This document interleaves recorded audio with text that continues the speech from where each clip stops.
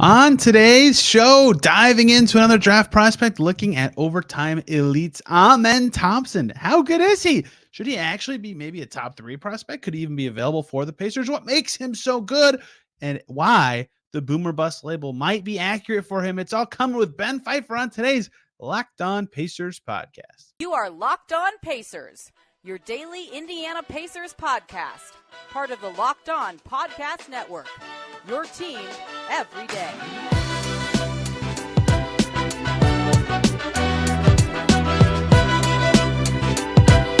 Welcome in to another edition of the Locked On Pacers podcast, where we, of course, talk about the Indiana Pacers as always. My name's Tony East. I cover the team for Forbes and SI, and today, back on the draft prospect grind. Took a few days off with the combine and the lottery and some free agency stuff, but it's Amen Thompson time. One of the top guys in this class. Some people I've talked to have him third, way up there. Some people don't have him even close to that eye. Very interesting how you evaluate players' kind of prospect on their ceiling, on their floor, what skills are important to you. All that stuff is very important with a guy like Amen Thompson. Plus, overtime elite. How good is this league? What is it? Ben Pfeifer is going to join us to talk about all that, scouting players on his own YouTube channel. He will also be our guest for Asar Thompson for Friday's episode. We recorded these back-to-back, so very convenient. Hope you learned something today. Lots of fun stuff coming with Ben Pfeifer on Amen Thompson. Let's get right to it. Ben Pfeifer is here. We got to talk about the Thompson twins today. We'll do Amen first, the overtime elites guard forward thing. I don't even know what to call the positions in this league. Ben does prospect breakdowns for every prospect over on his YouTube channel, which you should check out. I'll put the link, if you're on YouTube right now, down in the description. I have to start, actually, Ben, with the overtime elite league itself, because I know there's a lot of questions through this process, and there'll be less of these in the future because the league has now gone through a process of how good is this? Is this translatable to the NBA? What does this actually mean? And it's really funny because it's only like a third of the possessions, but it feels like the whole game is in transition. Like they're just the one pass, the ball's on one end of the court, and then it's on the other end of the court, and there's alley-oops like every time. I was joking with you before we started recording, like in the middle of the first game I watched, they cut to this other player who's not even playing, and it's called the vibe cam, something like that. I was like, they certainly know their audience. It's really like a highlight league, and there are like good half-court moments. I put a clip up of it, but it's like you can tell the players are good and not good, but it's really hard to get a sense of like what is actually happening, if that makes any sense. What do you think of overtime elite and how it will translate to the NBA, or if this is even a conversation worth happening and it's just like it doesn't matter, they're just good basketball players? I mean, for the Twins, I don't think it like matters that much, but I do think it's an interesting conversation because like they won't be the only prospects. Like there are two prospects from OT who are at the combine, like Jay Gort and Jalen Martin, or at least like the G League camp. So not just the Twins. So like they're pumping out like other potential like draft picks. But I think OT is pretty interesting. The level of competition is obviously worse than like Power 5 NCAA basketball, like no question. But I definitely think it is probably also like not as bad as people tend to say. I think there are moments, like you said, where it's just like transition and fast breaking, but also I think part of that is just because of how good like the Twins are in transition. Yeah, is that they just do it all the time. I think especially in like the OT playoff games, like it was more half court and there was more there were more sets and more like half court defense. It's a really interesting like developmental environment for sure, because like while the age thing definitely matters for the Twins, like they are playing like top prospects, like they're playing guys who will be like top picks in future drafts. Like it's not great, but like I think like if the Twins were at like a mid-major like school or like mid-low major, which like obviously we have NBA players come from mid-low majors like fairly often. Like I don't think the competition like gap is that much wider. But I think OT is interesting. I mean, I feel like I can't really have that concrete of a take on it just because like we don't really have a sample yet. Yep. Like the only like NBA guy is like Dom Barlow, like who's just like floated, in and out of the Spurs G League. So that's not going to be a conclusive thing to take away from OTE. But in terms of the Twins, I mean, I like that they're both like the engines of that team, and they're able to kind of do whatever they want and have that responsibility. So I mean, in terms of like competition compared to like college basketball or like even like I mean obviously like G League, it's not obviously not like a pro league, but I think it's like pretty solid or more solid than it gets credit for. It's really fun to watch. Like if you just flipped it on with your friends, you'd be like, "Hell yeah, this is So awesome." they clearly like know their audience as well, Yeah. like with like, the vibe cam and like all like the stuff they do, like it's like dual purpose. Like obviously it's like Amen and Nassar are like like gonna like serious draft prospects, but it's also like we're gonna make a league that's like really fun for like it's like everyone who loved watching like the Lonzo LaMelo like Chino Hills team. Like that's who this is for. Like For people who are psyched that slam ball is back. yes, There's no yes. trampolines on the court, but these are some bouncy dudes. Look, next steps for OTE, maybe. Yeah, you really put. Yeah, I don't think they'll get Three-point scouted line, very much if they trampoline, actually put a trampoline on the court.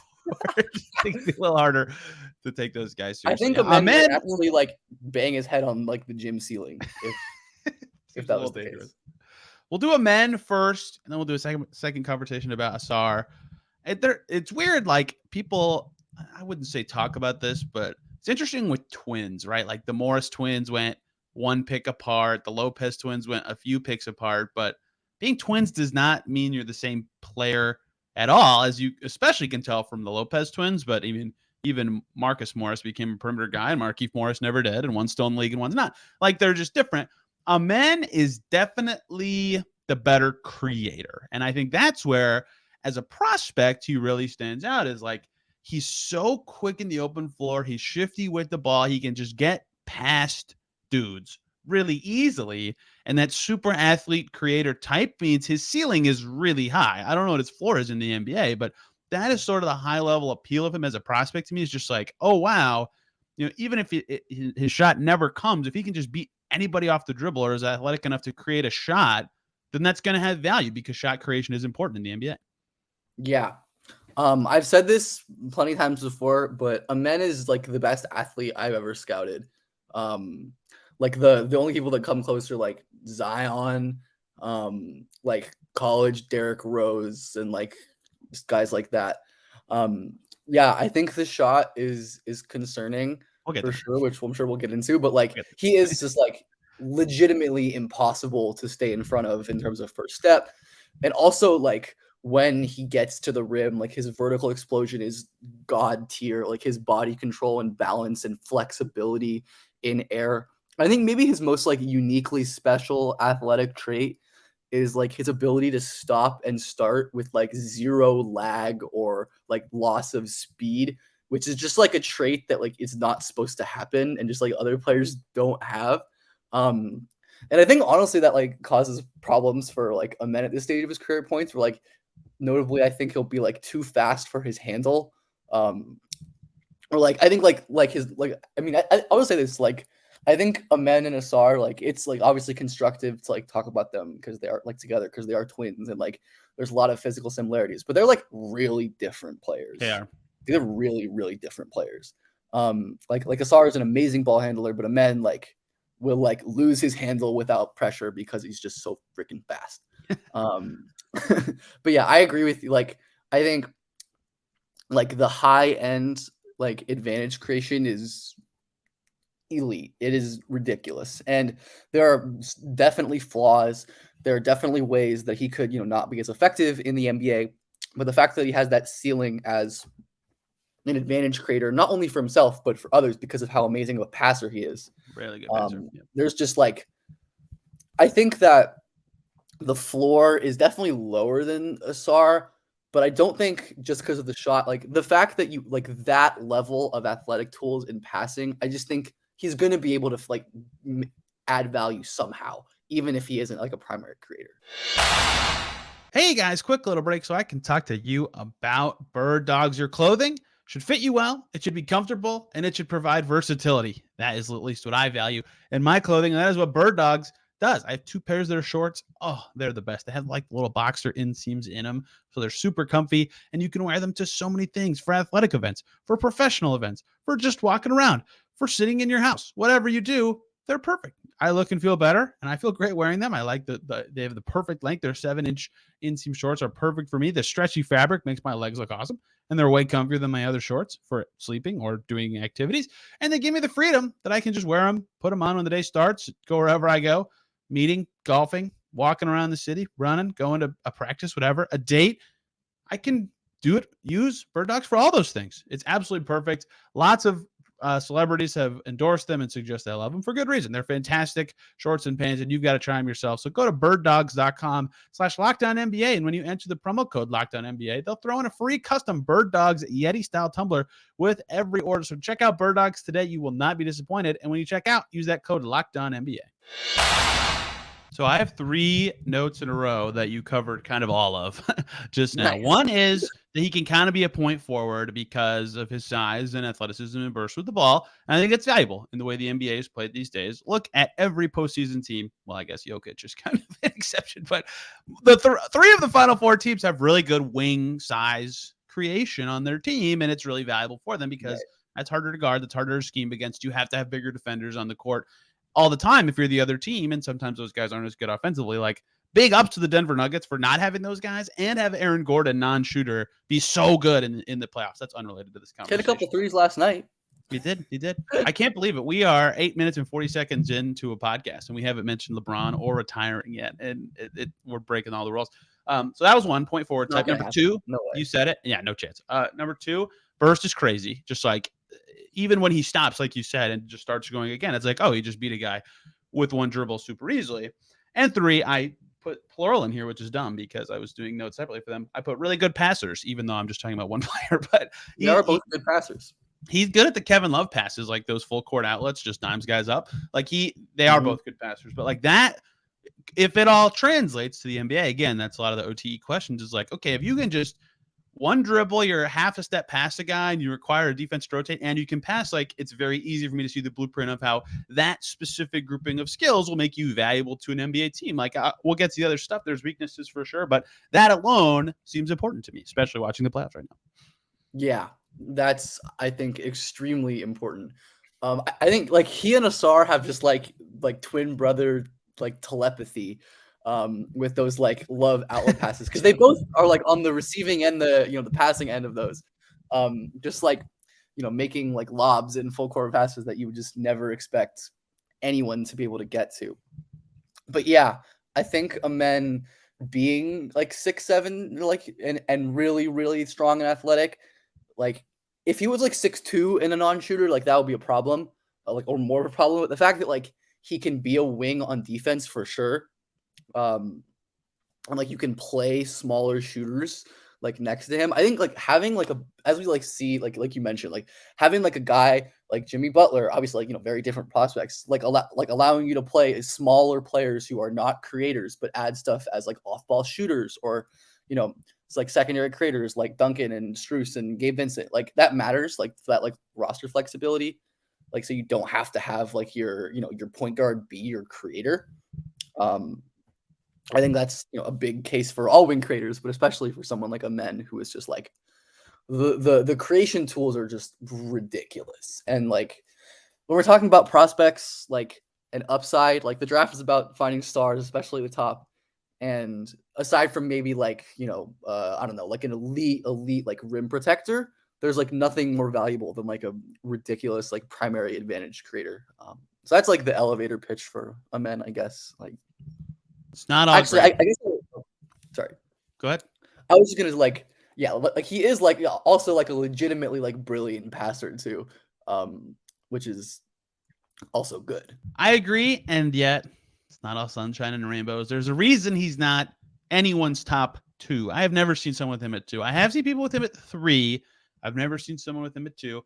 That's because there are some weaknesses to his game. You have him at 2? Is that why you just raised your hand? Oh, no, I have him at 3. I have him at 3. Okay. I've considered him at 2. I will not get him above Scoot. No. Not. And like it's not because I mean that's just more because of how freaking amazing Scoot is. But like yeah. So there are weaknesses to his game that prevent him from. This is why I have some fears with him, even though I'm probably gonna end up with him pretty high. The off ball is. Okay, so first of all, finding overtime elite stats is kind of hard. There are ways you can do it. Synergy and Pro Ballers and Overtime Elite's official page all have like slightly different numbers for stuff. So I'm like, I think I know, but they're all close. Like, I don't think I'm like so off base using numbers. But OT take is everything pretty good like statistics. box score tracking, but yeah. Yeah, but percentages are hard to find, and specifically for them, 25.3% on the regular season from three for Amen Thompson. Like that's pretty bad. He's not an off-ball threat at all. Not even getting guarded a lot of the time from out there. We'll get to his brother on Friday's show, and there's more upside as a shooter there.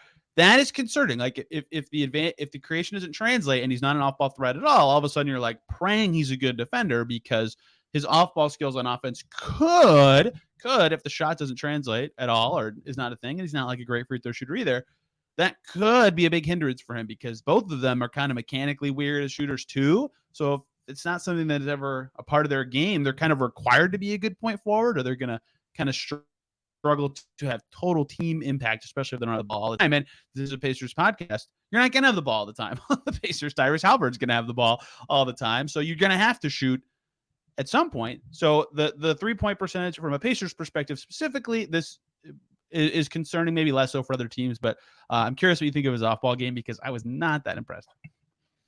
I mean, yeah, I think the big case is just like the level of shooter he has to get to is just like so much lower than most guys. Like he to me, like he literally just has to not be Ben. Like he just has to not be Ben Simmons. Like, which I think, like, again, it's really brutal. You think so? I like if he's like a 30% guy, I don't think that would be enough. I think that would be bad. I don't know. I mean, maybe not for Even like if he's his maybe not for his like 99th percentile outcome. Like I think you would need a little more than that. But I think just because of like how oppressive like he's gonna be as a driver and a passer, like it's tough because like people are right. Like, yeah, it's like, you know, we don't know with OT, like we haven't really seen like OT guys or guys with this level of shooting, but we also haven't really seen anyone with his level of, you know, athletic tools and passing game. But I definitely agree that like he's not as good off ball as his brother probably as well. But I think that's stuff that can also like be developed as well. Especially like, you know, like it seems unlikely that he would, you know, be a guy the Pacers ended up getting unless they like traded up or something weird happened. But like, I think in theory, like I like his like extreme rim pressure complement to Hallie, honestly. Where like Hallie obviously is gonna have the ball like a bunch because he's the GOAT and he's incredible. But I think as someone who like that transition game with Amen and Halliburton and Mathurin would be like diabolical. So I think I don't know. I think the shooting is definitely like a worry. Like it definitely does matter, but I think like overall, like for me at least, like the high end is just so high that like it's worth the risk to me. Like there definitely is risk with that shooting, but for me, I think like I would rather take that swing because if you hit, you're hitting huge, than, you know, go safer and, you know, allow for some other team to get that. That's just my philosophy on the whole kind of amend thing as well. So I think I'm willing to take the swing too because it's something we haven't talked about yet. The defense side of the ball exists, and he can stay in front of guys pretty well. The athleticism helps a lot there. That's actually kind of a theme for a lot of these top guys in this class to me, is like they're all athletically gifted enough on defense to stay in front of people. Yeah, this is the college guys. This is a ridiculously athletic class. I mean, part of why it's so good, but like ridiculously athletic class. Even the non-athletic guys are like decent on that end of the floor. So because I think he's got like the team defense in OTE is terrible. And his is bad. This is not to say it's the structure, it's him too, but I think the fact that he could maybe be like a decent wing stopper, not a great one, but a decent one. He's not like huge or muscular, but I think that makes me think the swing would be worth it because, again, there could be like the floor might be low. If he's just a terrible off-ball player, the floor might be really low, but at least you can have him on the floor. Like I say this a lot with wings. You don't have to be good at both, but if you can either shoot or defend, just one, you can play in the NBA, right? That's just one of the two. Doug McDermott gets $14 million a year, and all he can do is run in a straight line and shoot threes. And that's awesome. That's really valuable. He's a good And player. dunk too. And don't forget about that. He's a good player. His 2-man game with Sabonis was huge for the Pacers for years. But like, it's critical that you can do one or the other. Aaron Nesmith is a great defender. When his shot was gone, the Celtics could still sometimes put him out there because his defense was fine. Like, those are extreme examples to use Pacers. So funny. It's what's funny about Aaron Nesmith? That he turned out the way he is, like a guy who can't shoot but is like an effort defender, because he was. Well, he could shoot a little. What did he shoot this year from three? Like, was 35%? It like 35%? Oh, I didn't realize it was that high. Never mind. I mean, that's still, you know. See, if Amen Thompson hits Aaron Nesmith threes, he'll be really good. But yes, he was not. He'd be a better shooter. That's true. If Amen is Aaron Nesmith, then it'll be great. No, not as a player. But either way, that's how I feel about wings. If you can just do one side of the ball, you can play on the floor. And so the reason I'm willing to swing on Amen is I think the defense could be good enough that even if the off-ball stuff never comes and you're just like, this is a jumbo creator sometimes, he can be on the floor. And that means that the downside, I don't think is as high as a lot of people kind of blanket put him under this like high ceiling, low floor kind of guy. One more break here, guys, so I can talk to you about FanDuel. Make a fast break to FanDuel during the NBA playoffs. Game 5 coming up for Celtics Heat finals in like 8 days. And right now, new customers on FanDuel get a no-sweat first bet up to $1,000. That's right, $1,000 back in bonus bets if your first bet doesn't win. They have great promotions on FanDuel every day. They do their 3x3, so will a team hit 3 or more threes in the first couple minutes of a game? They have a safe and secure app. You can get paid your winnings instantly. There's no better place to bet on all the NBA playoff action than America's #1 sportsbook. That's FanDuel. Visit FanDuel.com/lockedon and get a no-sweat first bet up to $1,000. That's FanDuel.com/lockedon. FanDuel, official sports betting partner of the NBA. I honestly think like the variance is higher on defense than it is on offense.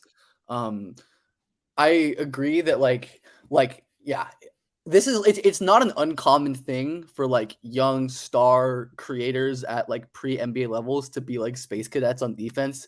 Like that's not uncommon at all. Like that's not like it's not like players go from like, you know, generally apathetic and not really aware and stuff to solid to good defenders pretty regularly. So like that, I think the fact that like his biggest like concerns are just that like his motor runs really, like his motor will run low at times. And that he just kind of, you know, will stop. He'll like get swipe happy on the ball.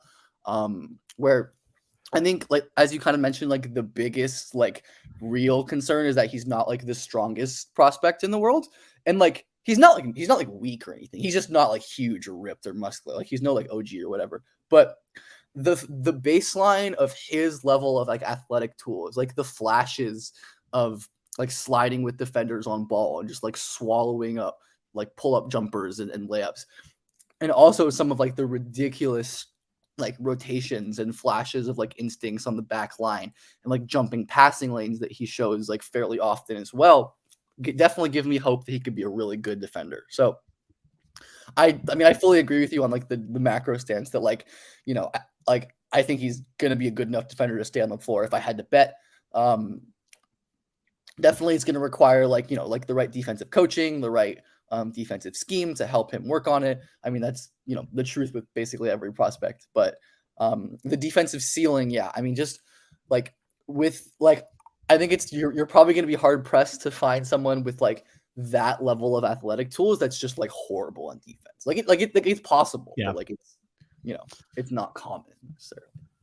The second OTE game I watched, their halftime show, they flashed this big graphic, Ben, and it said, Amen Thompson NBA comparison. Who do you think the player they showed was on the right side of the screen? Oh, geez. I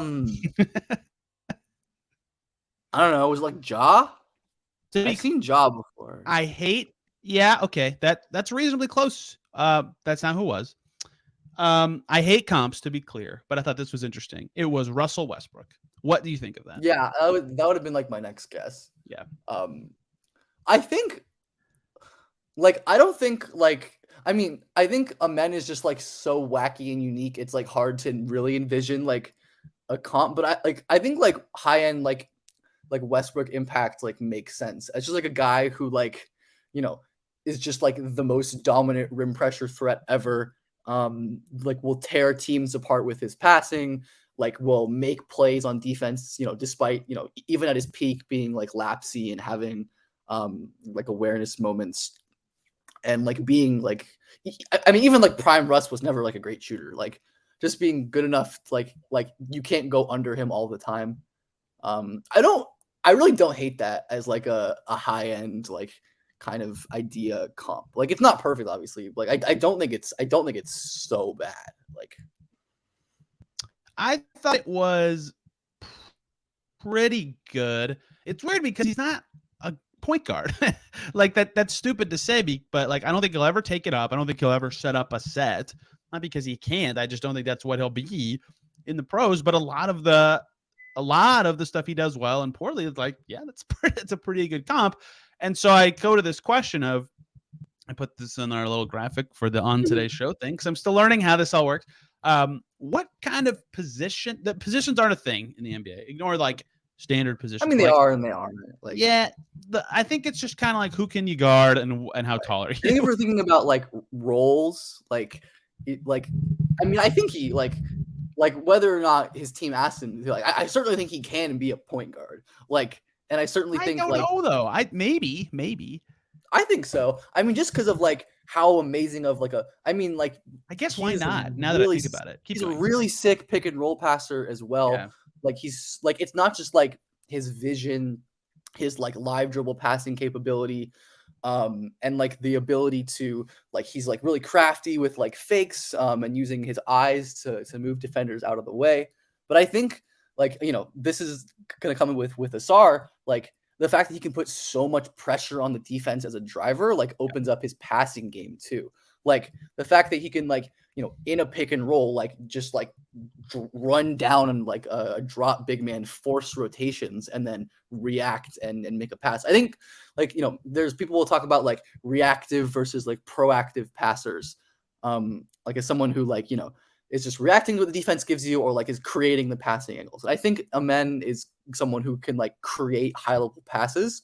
And that's what like why I think or you know, aside from the scoring, why I think he can definitely be like an initiator, someone who really is like running your offense at, you know, assuming again, we're talking about high end outcome, he hits a level of shooting where he's not a total liability.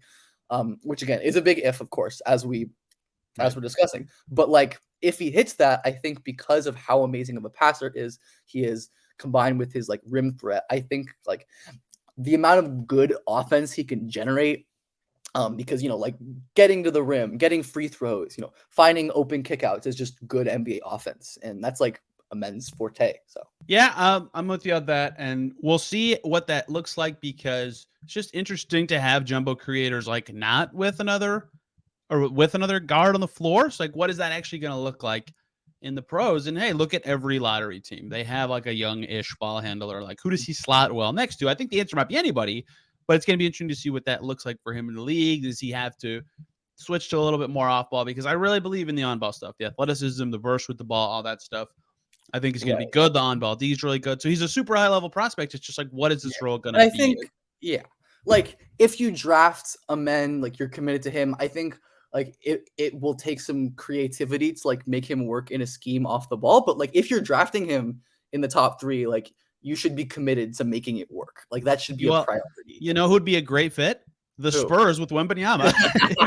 They don't have another top 3 pick, but he would fit awesome on that team. He would fit. Yeah, it'd be amazing. It was funny when the Spurs like before the lottery when they were like the Spurs are reportedly way higher on the Twins than everyone else. So like you know that would be a perfect fit, and then they of course you know like of course they just get the number 1 pick, but like yeah, he would be freaking awesome on the Spurs. I actually kind of like the Blazers fit too. I like the Blazers fit too. I don't know if they would do that or not. I mean, this is a Pacers show. I'm just spitballing. It seems very unlikely that the Blazers would like keep Lillard in a top 3 pick at this point. Yeah. I don't know, but like and Sharp, all 3.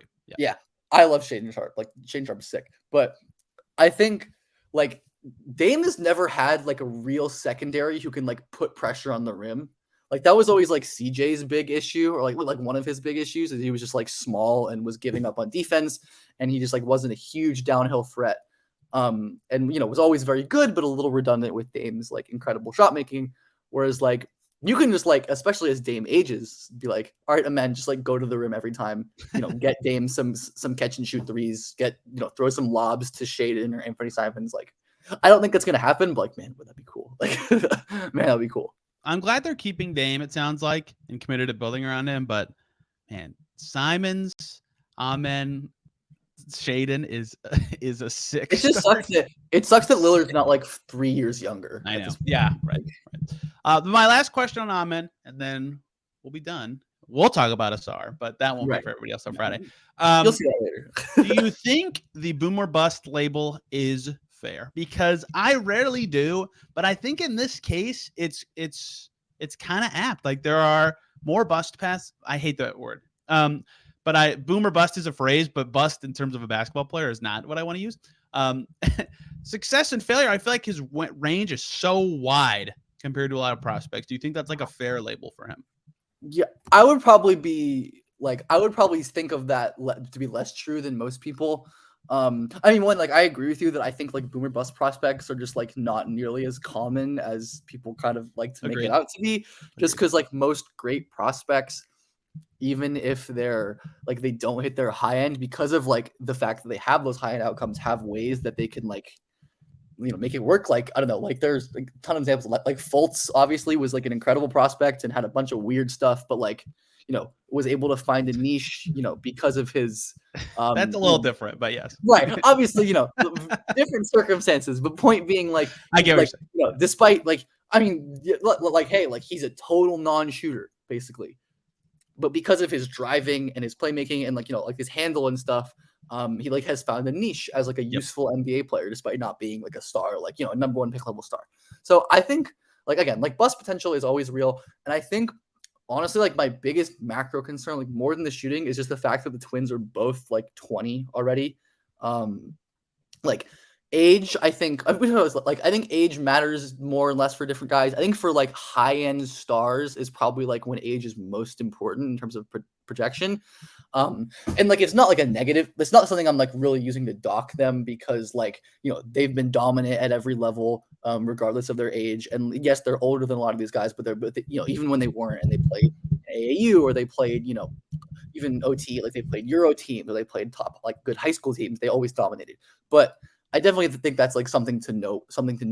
And I think it's like it's definitely something that like would keep him out of contention from being better than someone like Scoot, who notably dominated the G League at 17, like, which is ridiculous. Obviously, this isn't a Scoot podcast. But Wemby dominated the French League at 16. Exactly. Yeah. That like Luka did it. Zion did it. Like all the point being. But I think like I would be pretty surprised if like Amen, like I don't really think there's a world where like Amen is like out of the league or like totally bad, unless there's like some like weird circumstances or injuries or like, because obviously like weird stuff happens and like we can't really predict that. But assuming everything goes well, I think like the floor for Amen is like a a role player, which obviously is like not what you want as a top 3 pick. But I struggle to really see an outcome where he's totally not useful just because of the really high end traits that he does have. So. Yeah, I think his range is really wide. I think people who say that are accurate. I don't think his floor is nearly as low as the people who say that are implying. That's I think that just because like it's just like hard with him, because like we've like basically never really seen like an athlete like him with his tools. So it's hard to imagine, like especially combined with this being like a new league, like it's rightfully difficult for people to imagine like what that might look like in 5 years. And like I get that, like we just like don't have precedent for a lot of this, and that can be scary for sure.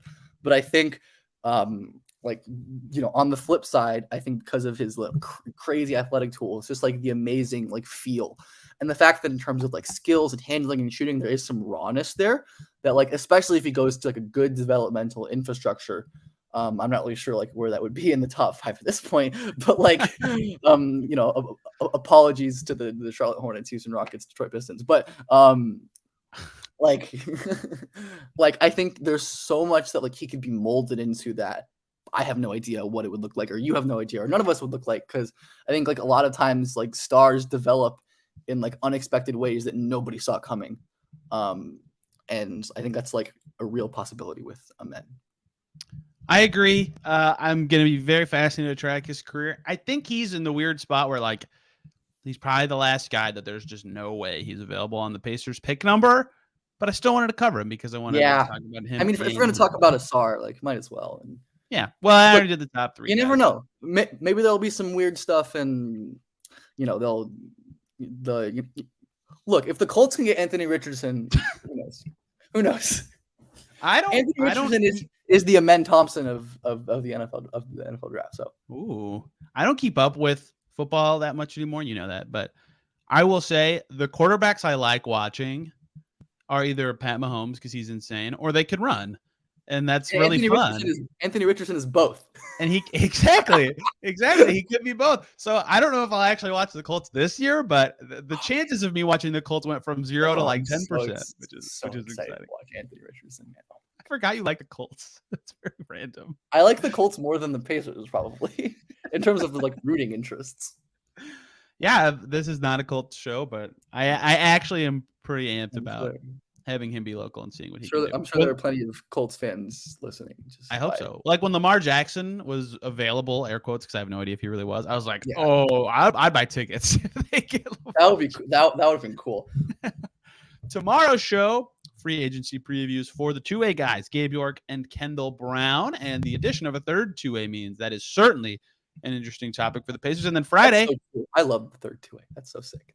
Yeah, that's good for everybody, I feel like. I mean, it's just like, it kind of feels weird, like almost too administrative, but it's good for players. Right. It's good for like, the G League, there's no real downside. Like, it's everyone loves it. Like, right. Yep. And owners got the hard caps. They're like, yeah, I'll spend $500,000. And then Friday, you'll see these exact two faces again for Asar Thompson time. Looking forward to that. Thank you all a ton for listening. See you then.